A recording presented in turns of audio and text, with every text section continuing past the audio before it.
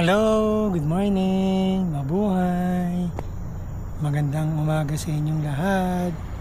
It's another weekend, so it's another bike ride sa ating gravel bike. So naka-gravel bike tayo. So for today, tayo ay pupunta ng Magdalena, Laguna. So maglo-long ride tayo, more or less mga 160 to 165 kilometers yun. Dahil kaya tayo maglo-long ride today, dahil sa Tuesday na natin sisimulan yung ating 3-day ride going to Baguio. Pero dahil syempre yung first day natin yun yung mahaba-haba, mga 160 kilometers yung gagawin natin. So kaya ngayon mag-160 kilometers din tayo. So yung first day natin is going to be from Manila to Tarlac City. So hopefully kayanin natin yung first day dahil medyo mahaba-haba siya. So currently tayo ay nandito sa may Philinvest City, dito sa may Central Park. So ayan, may mga nag-jog. Pero mga ilan-ilan pa lang dahil 5:30 pa lang ng umaga. So sa lahat po ng mga magbabike, magbabiyahe at saan man kayo pupunta ngayong araw na ito, mag-ingat po kayong lahat at kita-kits. Bye!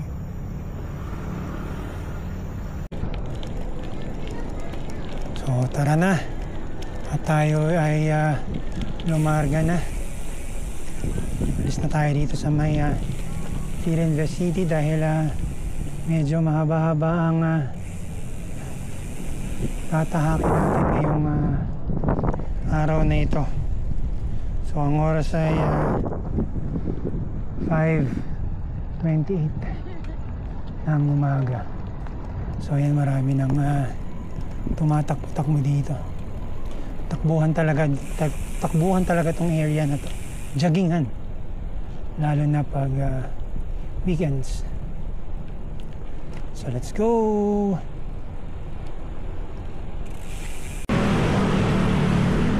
Approaching Muntinlupa City Hall tayo. Ang oras ay 5:42 ito yung Muntinlupa City Hall on our right.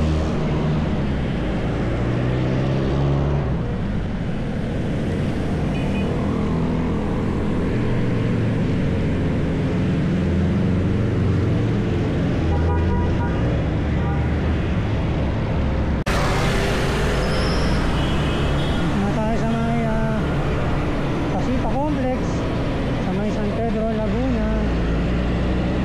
6:02 ng umaga at 20.6 kilometers.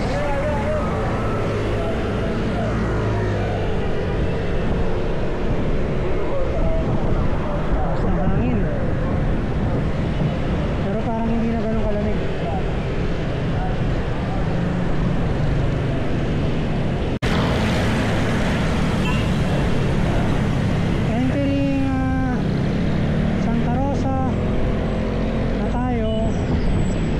At 6:18 AM. Welcome City of Santa Rosa, palabas ng Binyan, Laguna. So at 25.3 kilometers. So sumikat na ang araw, maliwanag na. Ang oras ay 6:45 na ng umaga at tayo ay nandito na sa may Kabuyaw, Laguna. Tingnan yan, dami ng sasakyan, daming motor. So tayo ay nakaka 31.5 0.4 kilometers na.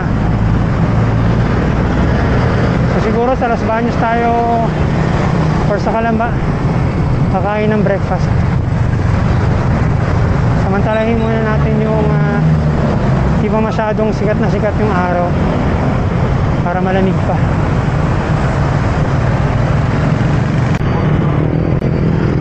Approaching na tayo dito sa may SM City, Calamba. Dito sa may Calamba, Laguna. So far tayo ay nakaka 40.3 kilometers na at ang oras ay 7:13 na ng umaga. Marami ng sasakyan kahit weekend ng ganitong oras dito sa Calamba. So hopefully before mag 50 kilometers makapag breakfast na tayo.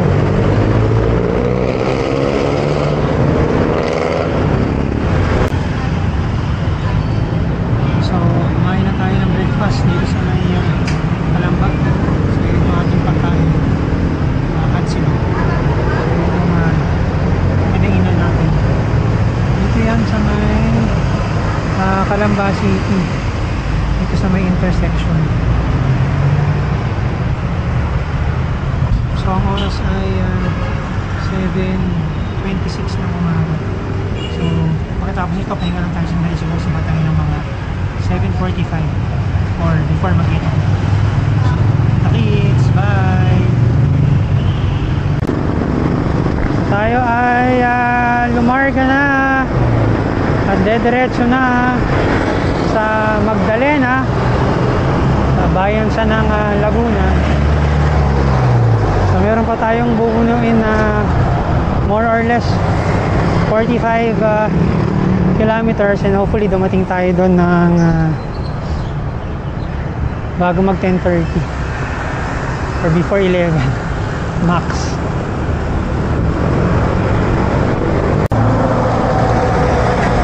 So marami ng salbabida. So tayo ay nandito na sa may Pansol, parte pa rin ng Calamba. So buti kahit past 8 na hindi pa masyadong hindi pa matraffic dito. Normally kapag weekends matraffic dito dahil maraming nagsi-swimming sa mga hot spring resorts dito. So medyo biglang kumulimlim dito sa may side natin. Sakto lang. Hopefully ganyan lang. Huwag nang kumaraw ng todo para maganda ang takbuhan natin. So ito na yung Mount Makiling. Nice! Na sign. Ito na Park Zone Makiling. Wala na yung Los Baños, tinanggal na. Welcome to Los Baños na sign. Wala na doon. So nandito na tayo sa may Los Baños, Laguna. 8:15 ng umaga at 47.3 kilometers.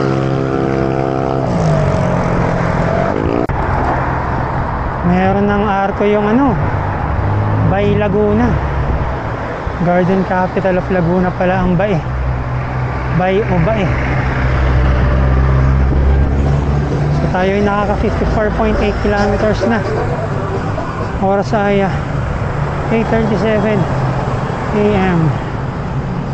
So ito yung arko, bagong arko ng Bay Laguna.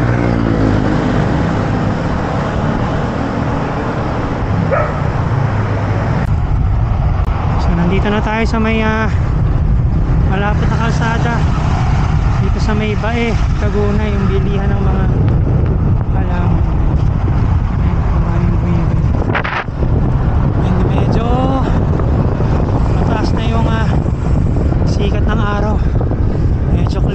clouds ng pinipestuhan ng araw.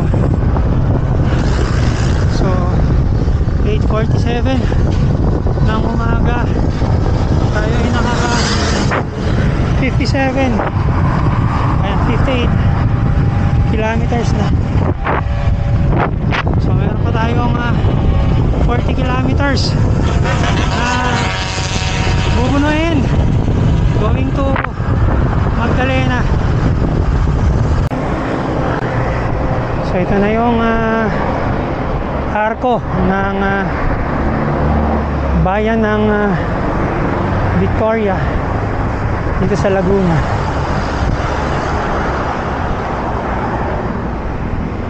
Nakaka 62.4 kilometers tayo at ang oras ay 9:03 ng umaga. Itong Victoria, maiksi lang to, alam ko eh.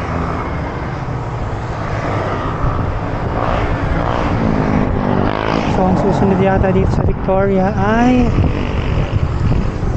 Santa Cruz na yata. So Santa Cruz diretso, Calauan and San Pablo kakanan.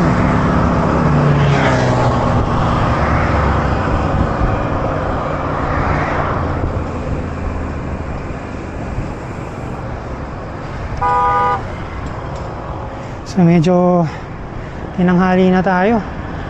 Dapat kasi ang alis natin ay 4 o'clock. Nakalis tayo parang 4:45 to 5 na yata or 4:30. So yan yung kanan, yan na yung Pakalawan, tsaka San Pablo.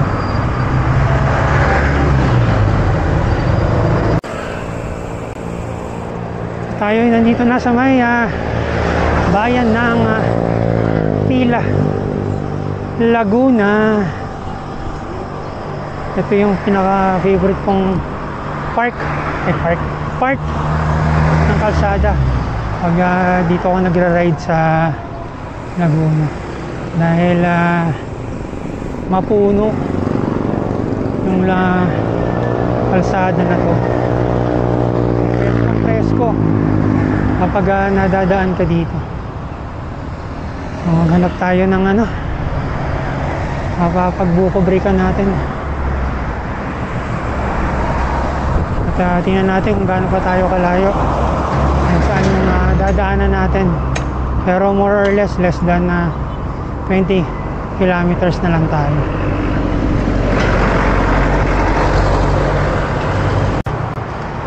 Uy, ito na yung ito na yung arko ng Santa Cruz. So magkalapit lang yung Tila at Santa Cruz. So yung mga bayan ng Laguna,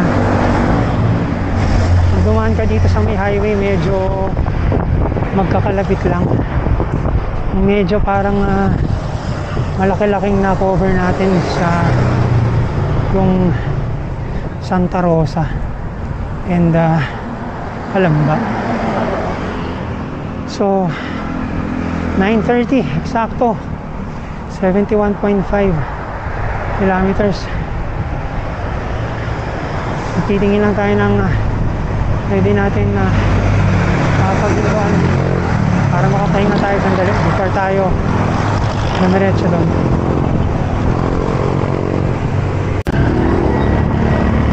Tayo ay papasok pa ng bayan ng Pagsanhan, bayan ng Pagsanhan, papunta ng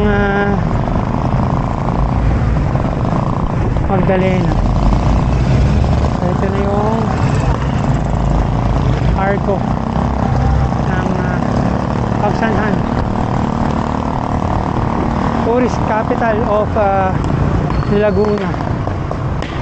Dahil siguro nandito yung Pagsanhan Falls, kaya sirang tourist capital.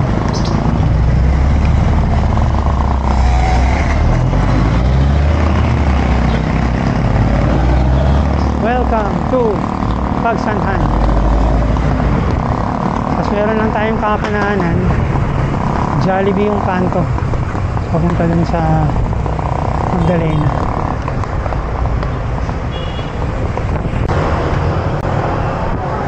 So yun na yung Jollibee. Pakanan na tayo dito, Magdalena. So pag diniretso natin yan papunta ng Pagsanhan, Aliraya Lake. Yan yung ruta ng Laguna Loop. So dito lang muna tayo sa may Magdalena, malapit-lapit, para pauwi tayo ng may araw pa, dahil baka gabihin na tayo pag nag Aliraya Lake tayo.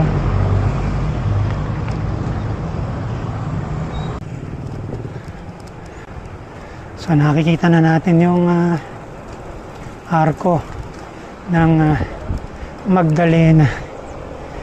So 82.8 kilometers, 10:17 ng umaga. So hopefully dumating tayo dun sa church ng before 10:30 dahil 2 kilometers pa Magdalena. So kaya tayo dito nagpunta sa may Magdalena dahil merong old church dito na maganda, plus yung munisipyo nila malapit lang dun sa church, parang nasa isang compound siya. Tapos medyo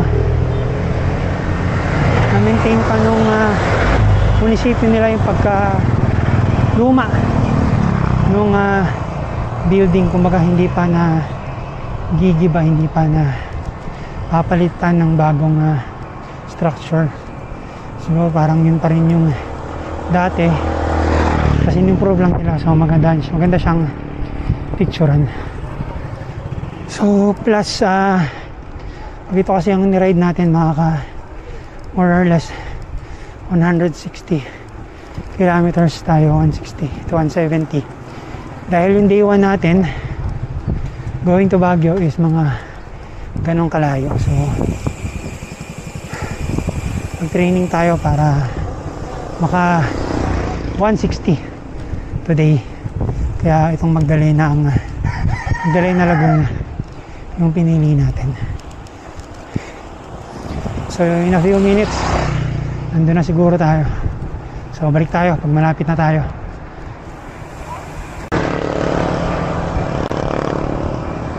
Makulimlim, sana hindi umulan, ganyan lang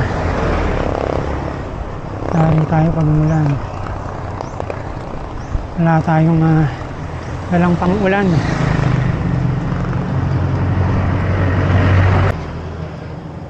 So kanan daw tayo in 150 meters, kaya yun.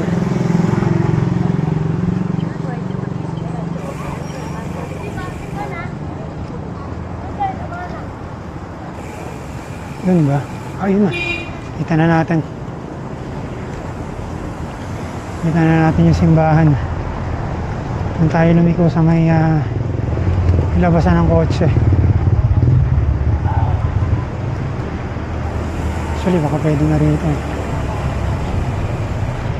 Pwede na siguro dito. Tingnan natin.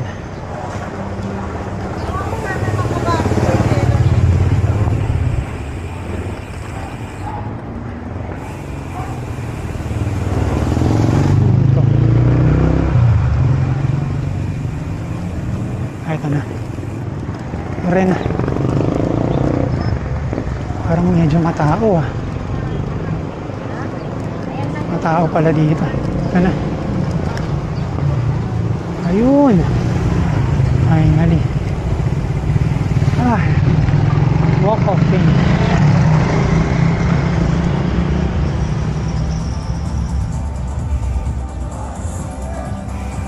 So medyo naging crowded na yung area dito. Hindi na kasing ganun kaluwang. Dati maluwag na maluwag dito. Ganyan pa pala dito.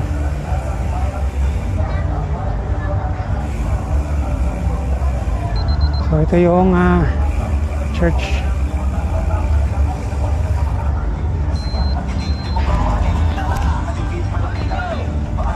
So yan yung church.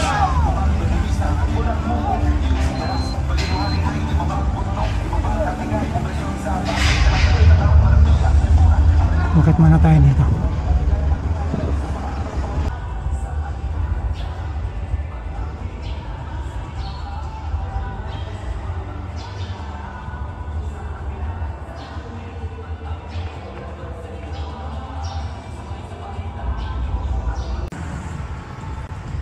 So ito yung sinasabi kong City Hall ng pamahalaang bayan ng Magdalena dito sa Bulacan.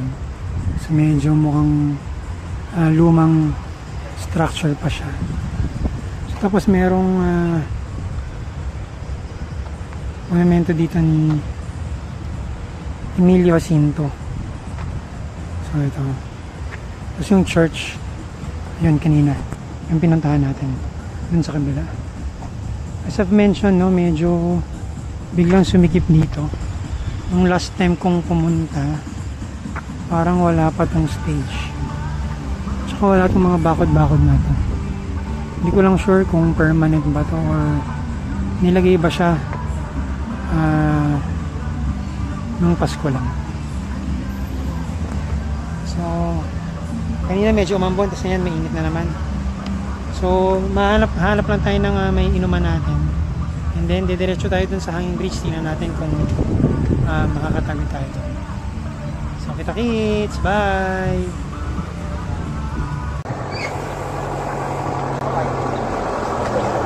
So tinignan natin sa mapa, no?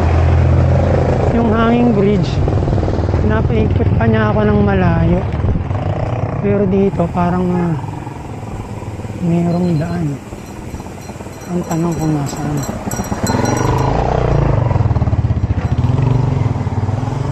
Baka ito, dito.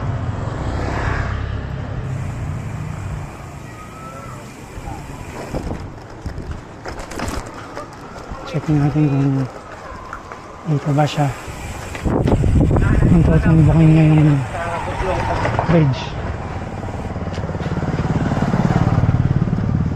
Kapag hindi, mabalik na lang tayo.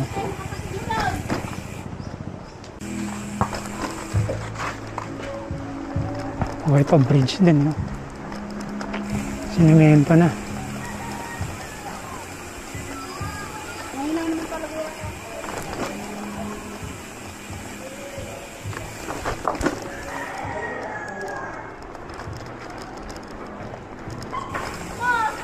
Pero hindi familiar sa akin itong kalsada na ito. Yung sa dati naming dinaanan. So let's see.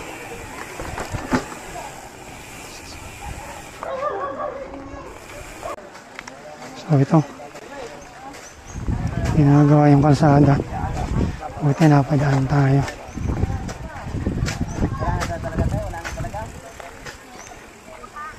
Ayun na yung hanging bridge sa kabila.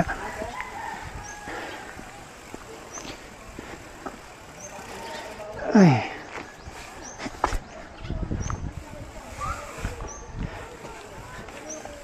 Ayun yung hanging bridge. Tignan natin.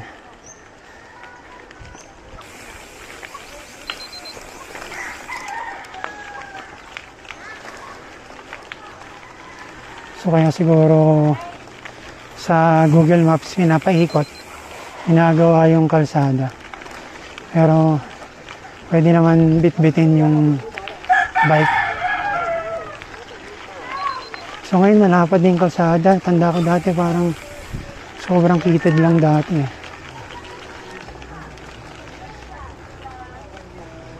So ito na. Ito na yung hanging bridge.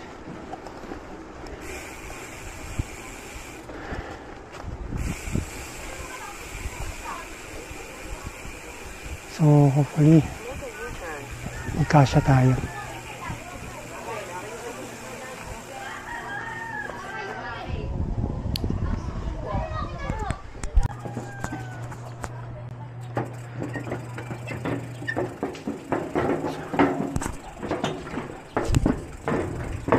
So nandito na tayo sa may hanging bridge. So ayan, meron tayong nasa loob.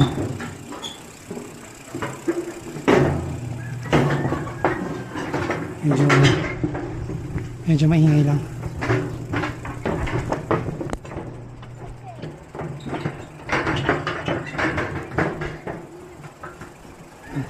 Meron tayong nasa salubong. Hello po. Hello.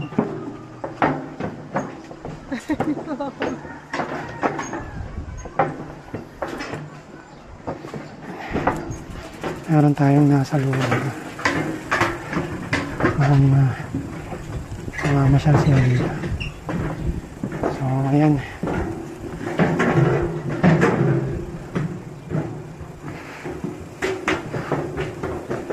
Second time natin ang nakakadaan dito. Hindi natin alam pa paano tayo makakapag-picture dito.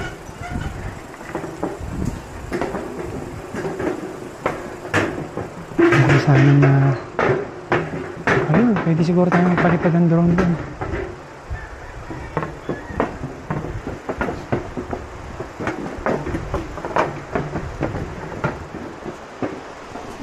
So ayan yung ilog na kinocross natin.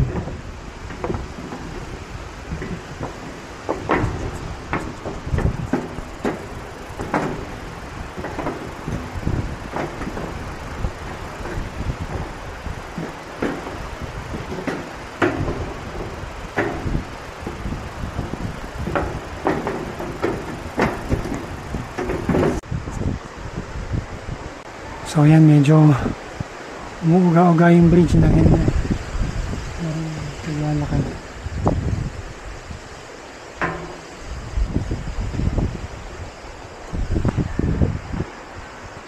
So let's go na. At baka tayo'y malaglag pa din eh. Pero grabe, ang ganda rito.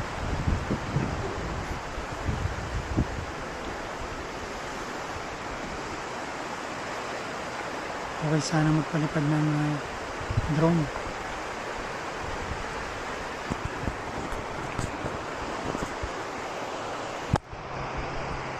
Let's go.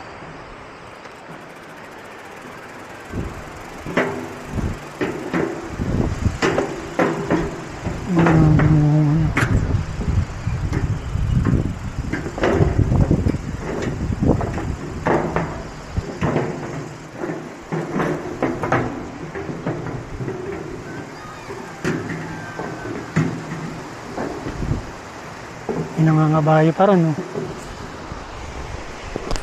Galing ng bata, oh. Nangangabayo dun, oh.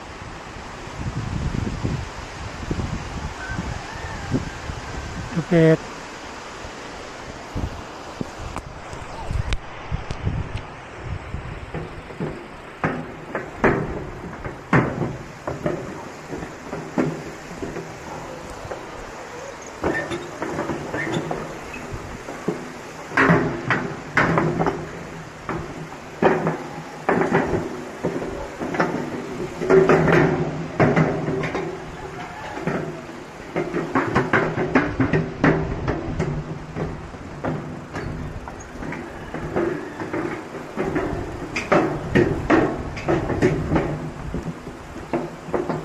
So ito na yung end ng bridge.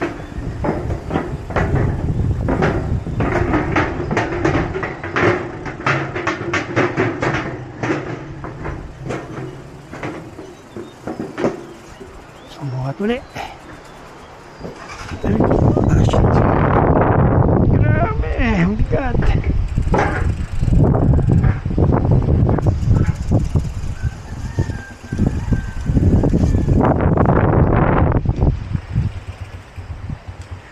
Tingnan natin from there.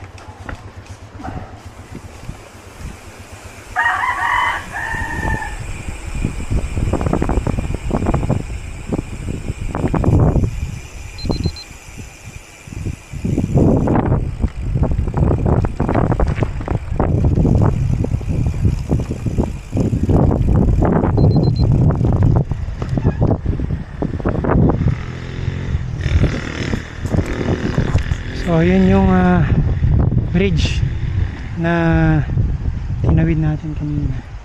And ayan yung ilog. Okay, sana nga magpalipad ng drone. So tayo ay lumarga na. Ang oras ay 11:46 ng umaga. Tayo ay nakaka 89.5 kilometers. Ano nangyari dito?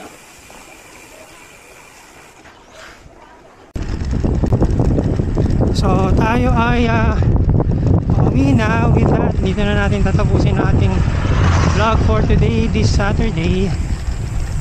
Thankfully tayo ay nakarating ng Magdalena, Laguna, at na-achieve natin yung ating target na, or ma-achieve natin yung target natin na 160 kilometers na ride. Baka nga maka 170 pa tayo pagdating natin sa bahay.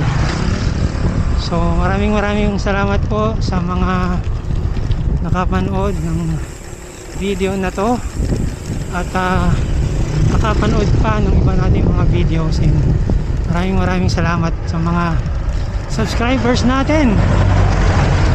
So sa mga hindi pa po nakaka-subscribe, subscribe na po kayo sa Rider Rocky. Ngayon na rin, follow me sa Facebook page na Rider Rocky at Instagram na Biker Rock 77.